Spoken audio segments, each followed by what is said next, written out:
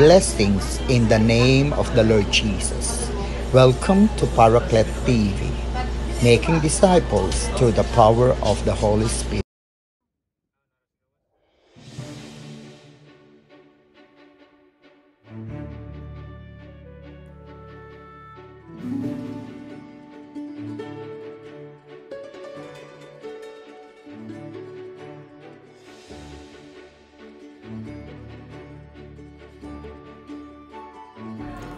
Tayo po ay maglakbay sa bayan ng Lubok sa Bohol Province sa kanilang pinagmamalaking ilog.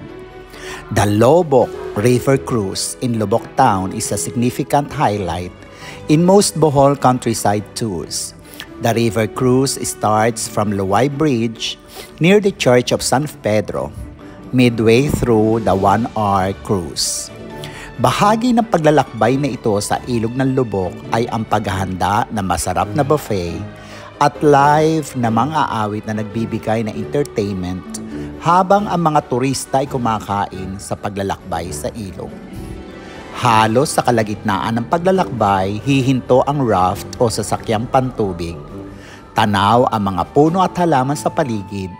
May bahagi naman ang mga piling mamamayan ng barangay upang magbigay ng maikling pagtatanghal sa awit at sayaw na pwedeng salihan ng mga turista. Mahalaga ang papel na ginagampanan ng mga taga-Lubok upang siguraduhin ang kaligtasan at maging memorable ang karanasan ng mga turista na dumadalaw rito. Hayaan po ninyo na habang kayo po ay nasisiyahan sa panonood ng paglalakbay na ito ay makapagbahagi ako sa inyo ang magandang balita ng kaligtasan. The Great Commission. Ito ay matatagpuan sa aklat ni San Mateo chapter 28, 19-20. Mababasa natin ito sa English. Go therefore and make disciples of all nations, baptizing them in the name of the Father and of the Son and of the Holy Spirit, teaching them to observe all that I have commanded you. And behold, I am with you always to the end of the age. Marami tayong naririnig na dahilan kung bakit dapat itong sundin. May mga nagsasabi upang makahikayat ng kaluluwa at madagdagan ang miyembro ng simbahan. May mga programa pa nga na ang titulo ay Each One, Reach One, na tila ba na ikaw ang nagliligtas sa tao. Ang iba na may nagwika na upang maging masunurin sa utos ng Diyos, parang tama, di ba? Ang sabi ni John Piper sa mga ngaral ng Ebanghelyo, ang pinakamataas na motibo sa pagmimisyon ay hindi ang pagsunod sa Great Commission o maging ang pag-ibig sa mga makasalanan, kundi ang marubdob na pagnanais na maluwalhati ang Diyos. Mangangaral tayo ng Ebanghelyo upang maluwalhati natin ang Diyos. Ang ibig sabihin ng pagluwalhati sa Diyos ay iyong kanyang kalikasan na pagiging mabuti ay ating ipinangangalandakan o pinagmamalaki sa tao upang mabuksan ang kanilang mga mata sa katotohanang ang Diyos ay mabuti at maranasan nila ito ng tunay dahil ang kabutihan ng Diyos ay malinaw na ipinapakita niya sa Ebanghelyo. Tatlong bahagi o parte ng Ebanghelyo ang aking ipapaliwanag sa inyo upang tuluyan ninyo itong maunawaan. Ang unang bahagi ay ang papel ng Diyos sa Ebanghelyo o magandang balita. Ang Ebanghelyo o magandang balita ng kaligtasan ay mula sa puso ng Diyos. Sabi ng John 3:16, gayon na lamang ang pag-ibig ng Diyos sa sanlibutan na ibinigay niya ang bugtong niyang anak na si Jesus upang ang sinumang sumampalataya ay di mapahama kundi magkaroon ng buhay na walang hanggan.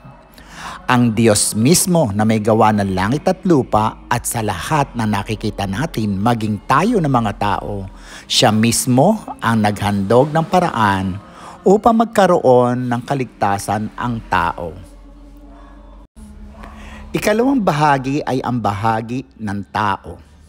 Ang tao na kanya nilikha na napapahamak ay kinakailangan maligtas. Napahamak ang sangkatauhan dahil sa pagsuway ng unang tao na si Adan, at ito ang naging sanhi na naging makasalanan lahat ng tao. Nasanla ang kanilang sarili, naging alipin ni Satanas at ng kasalanan. Ibinilang silang patay ng banal na kasulatan. Ang sabi ng Efeso 2:1, patay ang tao dahil sa pagsaway at kasalanan. Kaya nga walang lakas na labanan ang paggawa ng mali at pagsuway sa Diyos, maging ang free will o pagpili ng tao ay nakikiling sa impluensya ni Satanas. Ang dulo ay ang impyerno o dagat-dagatang apoy. Winika ni San Pablo na ang lahat ay nagkasala nga at hindi nakaabot sa kaluwalhatian ng Diyos at ang kabayaran ng kasalanan ay kamatayan.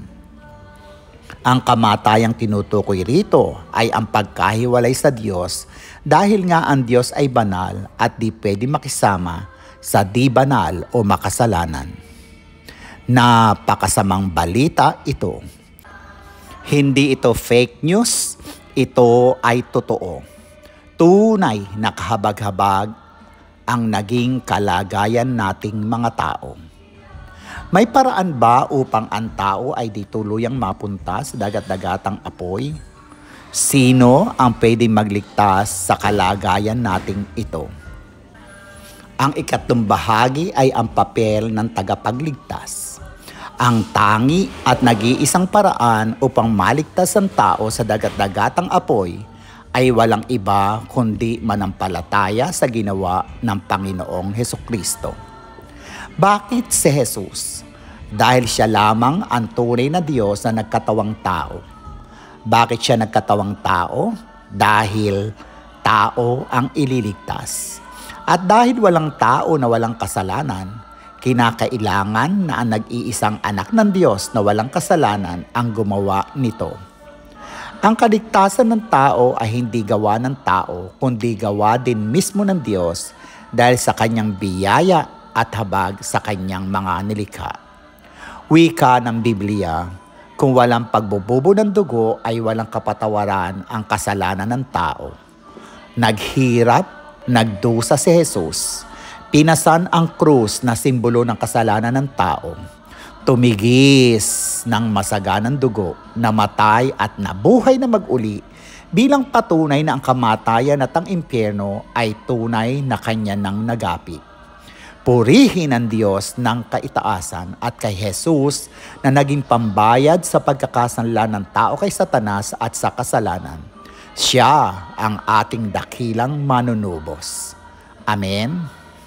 Maliban na ang Diyos mismo ang kumilos sa atin at buhayin tayong muli o mag-regenerate, wika ng aklat ng Efeso 2:8-9, sapagkat dahil sa kagandahang loob ng Diyos kayo ay naligtas, sa pamamagitan ng pananampalataya at ang kaligtasang ito'y kaloob ng Diyos, hindi sa pamamagitan ng inyong sarili, hindi ito bunga ng inyong mga gawa, kaya't walang dapat ipagmalaki ang sinuman.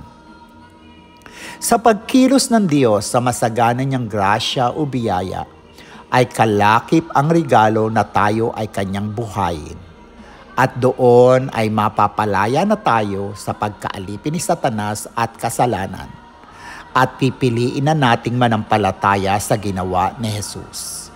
Kasama rito ang pagtanggap kay Jesus bilang tagapagligtas na nagpapahayag ng pananampalataya kapag ito ay iyong ginawa.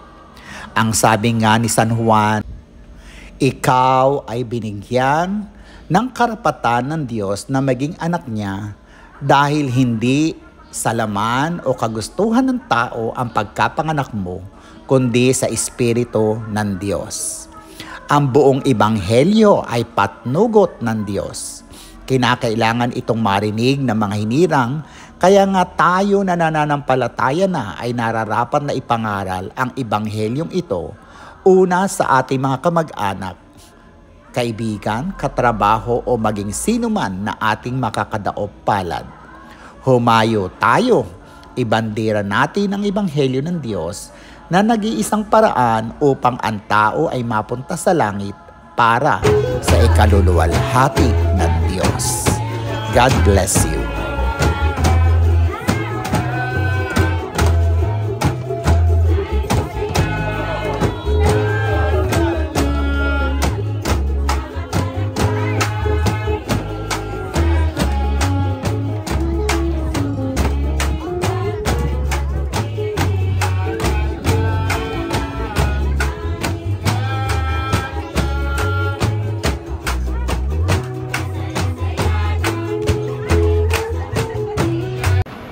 Share, cheese.